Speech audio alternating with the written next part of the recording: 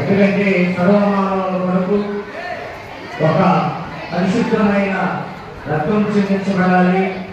ఆ రక్తం ఎవరైతే రక్తం చిందించబడాలి, పాప క్షమాపణ లేదు. ఎందుకంటే పాపాలను క్షమించడానికి ఆయనకు మాత్రం అధికారం ఉంది. ఈ కొరకును అనేకుల కొరకును చిందింపబడుచున్న నవ నిబంధన రక్తము నా కొరకు, నీ కొరకు, నా కొరకు, అనేకుల కొరకు చేయగలరా? కొద్దిమంది కాదు, కేవలం మన గ్రామానికో, కేవలం మన మండలానికో, కేవలం మన రాష్ట్రానికో, కేవలం మన దేశానికో కాదు. కానీ యూనివర్సల్ సేవియర్, సార్వత్రిక రక్షకుడు, యూనివర్సల్ గాడ్, సార్వత్రిక దేవుడు కాబట్టి యూనివర్సల్ కింగ్, ఆయన రాజు, యూదుల రాజు. కాబట్టి ఆ రాజ్యాన్ని రాజు అందరూ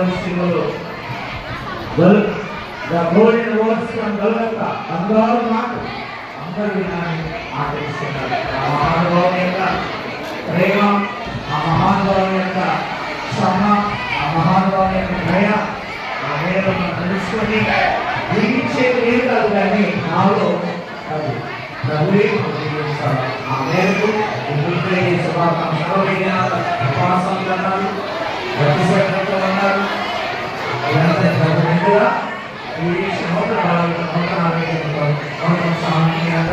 అందరినీ మన సంఘాన్ని, మన గ్రామాన్ని, మన ప్యారిష్ని, దాని వివేకాలు, ఆత్మీయులు, PCCలు, సంఘ పెద్దలు, కొత్తలు, రాము పెద్దలు, సేవ సమాజం, ఎవరి పేరు విదేశాల్లో ఉన్న అందరూ దైవాశీర్వాద నిండుగా కలగాలని సంఘ కాంపరిగా, అధ్యక్షుడిగా అందరినీ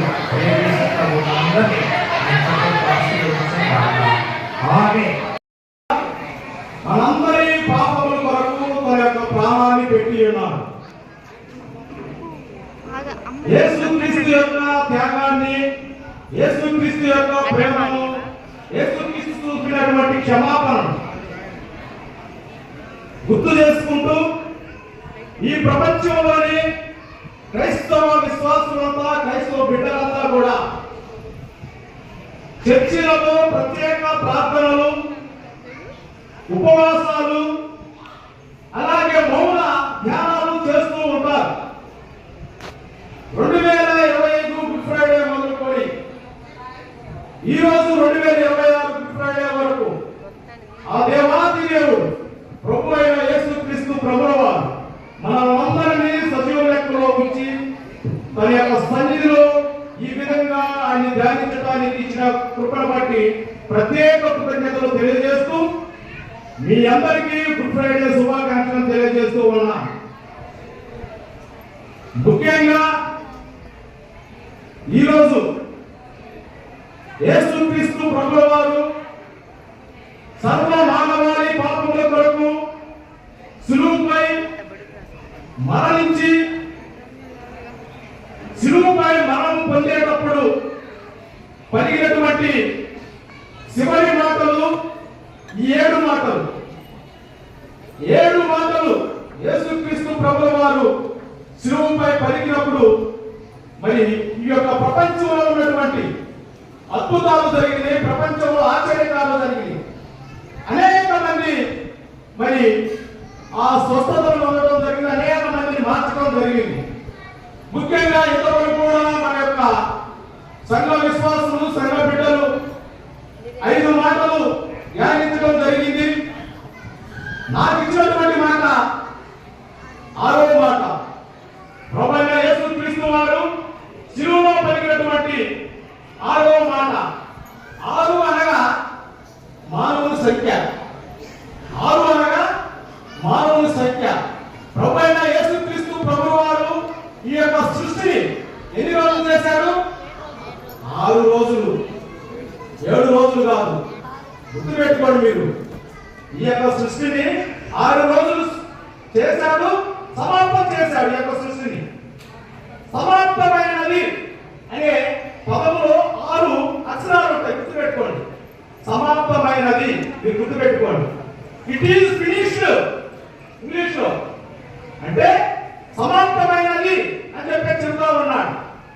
గ్రీకు భాషలో ఇదే పదాన్ని టెటాలైస్టై అంటారు.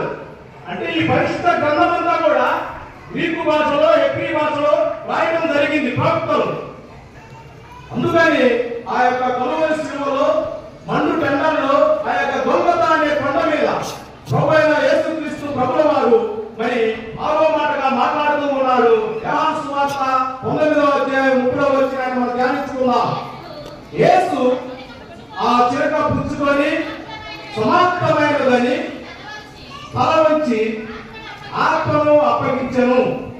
సమాప్తమైనది అంటే ముగించబడినది, అంటే నెరవేర్చబడినది. కొంతమంది వ్యక్తులు మనం చూస్తూ ఉంటాం ఈ యొక్క లోకంలో. ఇప్పుడు ఒక బిల్డింగ్ కట్టాలి, ఫస్ట్ కన్స్ట్రక్షన్ అంటారు. ఫస్ట్ అంటే వాళ్ళు పునాది వేస్తారు, పునాది తర్వాత గోడలు కడతారు, గోడల తర్వాత స్లాబ్ వేస్తారు, తర్వాత ప్లాస్టింగ్ చేస్తారు, లోపల మరి వగేరా షోకేస్ ఇవన్నీ కడతారు. తర్వాత గృహప్రవేశం అనేది ఎప్పుడు ప్రారంభమైంది అంటే గృహం మొత్తం కూడా పూర్తిగా కట్టబడిన తర్వాత రైట్ ఓకే గృహం నిర్మించుకోవడం జరిగింది, మనం గృహ ప్రార్థన పెట్టుకోవాలి, అంతా రెడీ అయిన తర్వాత అప్పుడు మనం సమాప్తమైనది అంటాం, అంటే గృహం కట్టబడినది అంటాం. అలాగే ప్రభువైన యేసుక్రీస్తు ప్రభువు వారు కూడా ఈ యొక్క లోకానికి వచ్చినటువంటి ముఖ్య ఉద్దేశం, ఈ యొక్క లోకానికి వచ్చినటువంటి ఆయన యొక్క ముఖ్య ఉద్దేశం, తండ్రి పంపినటువంటి ప్రభువైన యేసుక్రీస్తు ప్రభువు వారికి ఏమైతే అప్పగించారో మరి ఆ యొక్క ముఖ్య ఉద్దేశం మొత్తము కూడా నెరవేర్చబడినదని చెప్పి సమాప్తమైనదని చెప్తా ఉన్నాడు. అదే అధ్యాయంలో మనం చూసినప్పుడు యోహాను సువార్త 17వ అధ్యాయం 4వ వచనంలో మనం చూసినప్పుడు చేయుటకు నీవు నాకు ఇచ్చిన పని నేను సంపూర్ణంగా నెరవేర్చి భూమి మీద నిన్ను మహిమపరచుదుని.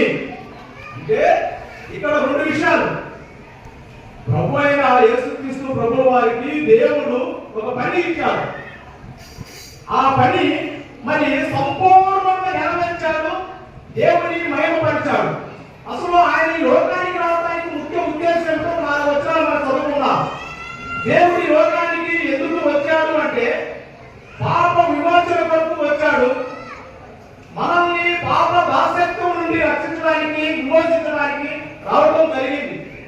ప్రధానంగా పరిశుద్ధ గ్రంథంలో 9వ అధ్యాయం 10వ వచనంలో దేవుని వాక్యం ప్రభువైన యేసుక్రీస్తు వారి యొక్క లోకానికి రావడానికి ముఖ్య ఉద్దేశం, ఆయన నెరవేర్చింది ఏంటి మనం చూసుకున్నాం. నశించిన దానిని వెనక్కి రక్షించడానికి మనిషి కుమారుని లోకానికి వచ్చాడు.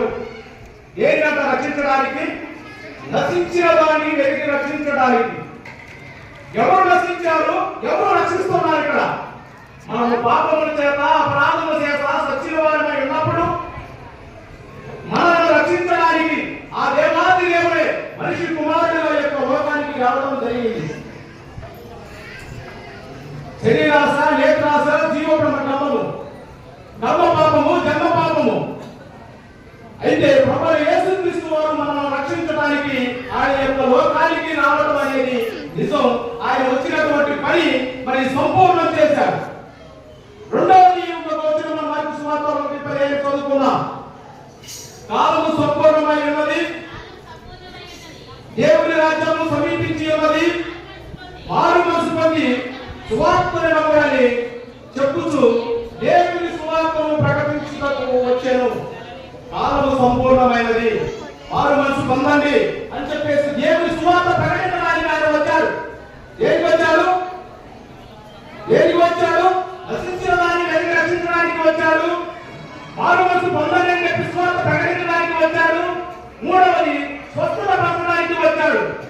అనేక మంది రోగులను రోగ సువార్త 9వ అధ్యాయం 13వ వచనం జన సమూహములు అది తెలుసుకొని ఆయన వెంట వెంబడించి రాగా ఆయన వారిని చేర్చుకొని దేవుడు రాజ్యమును గురించి వారితో మాట్లాడుతూ స్వస్థత కావలసిన వారిని స్వస్థత పరిచను.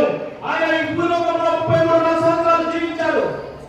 సమరయ, గలిలయ దేశాలను కూడా తిరిగాడు. ఆ యొక్క ప్రాంతాల్లో ఉన్నటువంటి రోగులు ఎవరైతే ఉన్నారో, చెడు వారు, గుడ్డి వారు, మూగవారు, ఊతకాలు గల వారు, చచ్చిన వారిని లేక అనేకమైనటువంటి అద్భుత కార్యాలు చేసినటువంటి దేవుడు ఆ యొక్క కార్యాన్ని నెరవేర్చడానికి ప్రభువైన యేసుక్రీస్తు వారి యొక్క లోకానికి రావడం జరిగింది. ఆ యొక్క కార్యాన్ని దేవుడు సమాప్తం చేశాడు. 4వ దినం చూసుకున్నాం. పాప విమోచన ఆ సమాప్తం చేశాడు. మార్కు సువార్త 2వ అధ్యాయము 5వ వచనం ఒకసారి చదువుకుందాం. యేసు వారి విశ్వాసమును చూసి, కుమారుడా, నీ పాపము క్షమింపబడినవని పక్షేగాల వారితో చెప్పాను. నిజంగా చూసారా? పాపములు క్షమింపబడి ఉన్నవి. నువ్వు నేను చెబుతావా? చెప్పలేము. ఎందుకంటే దేవుడు పరిశుద్ధుడు, ఆయనలో ఏ పాపమును లేదు. దేవుడు పరిశుద్ధుడు, ఆయనలో ఏ పాపము లేదు. నాలో పాపము ఉన్నదని మీలో ఎవరైనా నిరూపించగలరా అని దేవుడు సవాలించాడు. అక్కడ ఉన్నటువంటి రాజుకి, శాస్త్రులు, పరిసయ్యులు, సద్దుకాయులు అందరికీ సవాలించారు. ఎవరు కూడా నోరు విప్పలేదు. అందుకోసమని దేవాది దేవుడు ఆ రోజు ఆ శిలువపై 6వ మాట పలుకుతా ఉన్నాడు.